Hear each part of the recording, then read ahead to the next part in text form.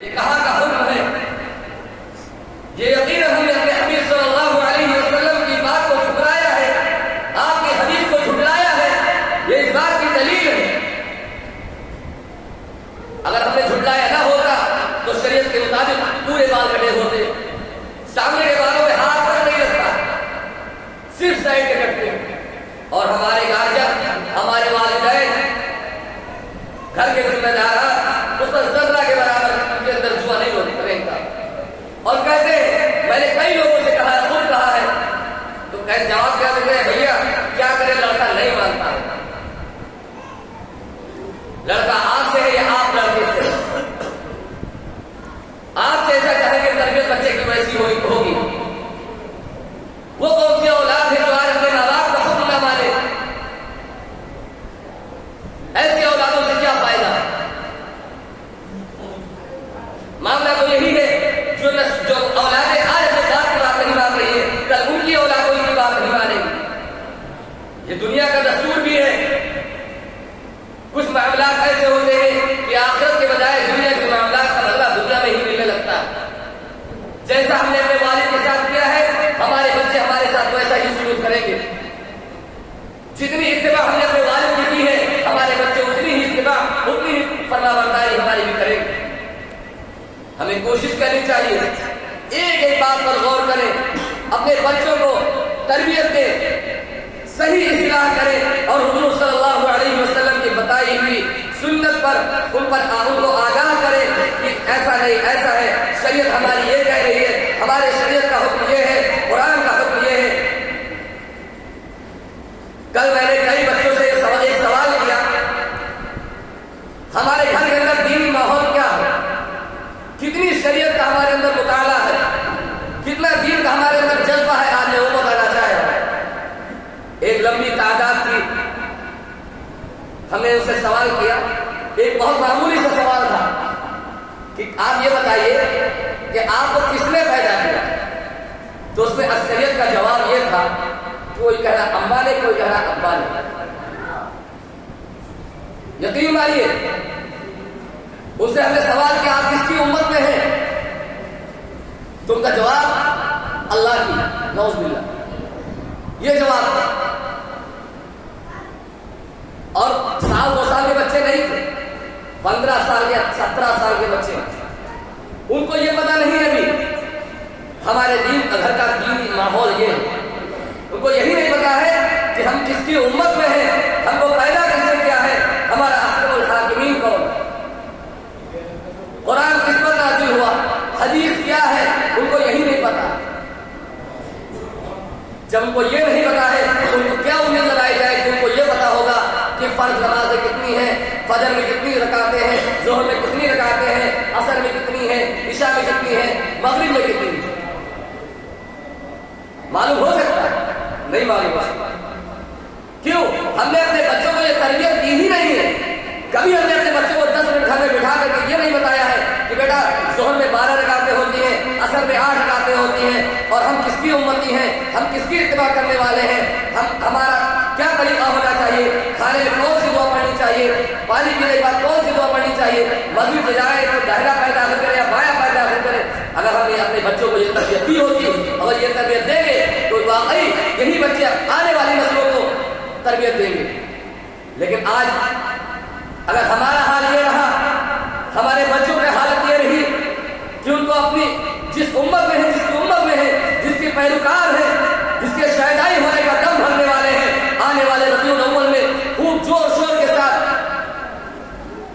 نعرے بازی ہوتی ہے، ہم نبی کا دامن نہیں چھوڑیں گے، لیکن میرے بھائی یقیناً پہلے آپ کو دامن تھامنا ہوگا، پہلے اللہ کے رسول صلی اللہ علیہ وسلم کی زندگی کو اپنے اندر داخل کرنا ہوگا، ان کی بات کو ماننا ہوگا، ان کے بتائے ہوئے طریقے پر عمل کرنا ہوگا۔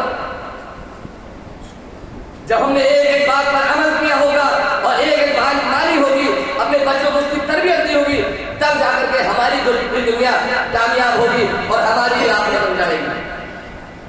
اور ایک بات میں بتاتا چلوں، اگر ہمارے ذہن میں یہ بات بیٹھی ہوئی ہے کہ بھیا ہماری تو کٹ گئی ہے، بچے خود جانے، خود ذمہ دار ہیں، نہیں میرے بھائی ایسا نہیں ہے۔ کل قیامت کے دن اللہ تعالیٰ ان کے ذمہ داروں سے، ان کے ماتحتوں سے ایک ایک بات کا حساب لے گا ہم سے کہ تم نے اپنے بچوں کی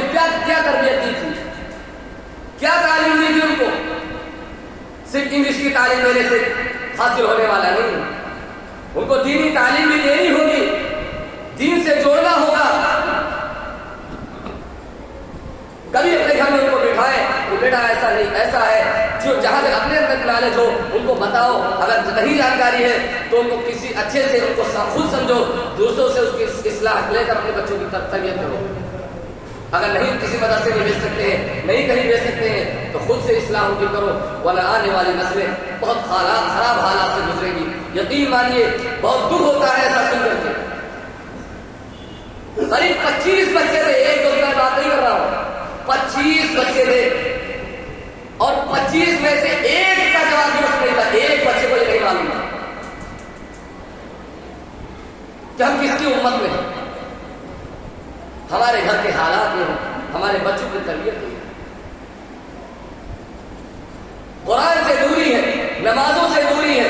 ہم نے دیکھا ہے بچوں کی تعداد تو ماشاء اللہ آتی ہے، لیکن اگر وہی چیز ان کے گارجن بھی ساتھ میں آ جائے تو ایک کہاوت کہی گئی ہے کہ ان کی اصلاح اور اچھی ہو سکتی ہے، تربیت اچھی ہو جائے۔ اپنے بچوں کو اپنے اگر ساتھ میں نماز پڑھوائیں گے، ان کو اپنے ساتھ میں لائیں گے، اب آپ کے بچے آپ کو ساتھ میں وضو کرتے ہوئے دیکھیں گے تو ان کو بھی پتا ہوگا کہ ہمیں وضو کیسے کرنا ہے، وضو کے فرائض کیا ہے۔ ان سے پوچھا جائے، زیادہ تر لوگوں کو اگر پوچھ لیا جائے کہ وضو کے فرائض ہیں، وہ یہی بتائیں گے بھیا وضو فرائض نہیں معلوم ہے، آپ کو جو معلوم ہے وہ آپ کام ہو گئے، جو معلوم ہے فرائض کیا ہوتا ہے کہ فرض کیا ہے، واجب کیا ہے۔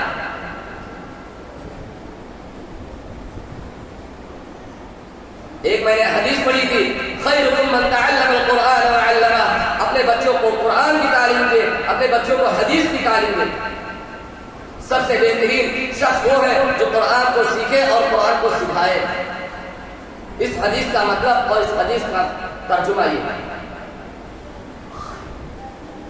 میں بار بار یہی گزارش کروں گا کہ اپنے بچوں کو اچھی تربیت دے، اچھی اصلاح کرے، ان کو اچھی تعلیم دے۔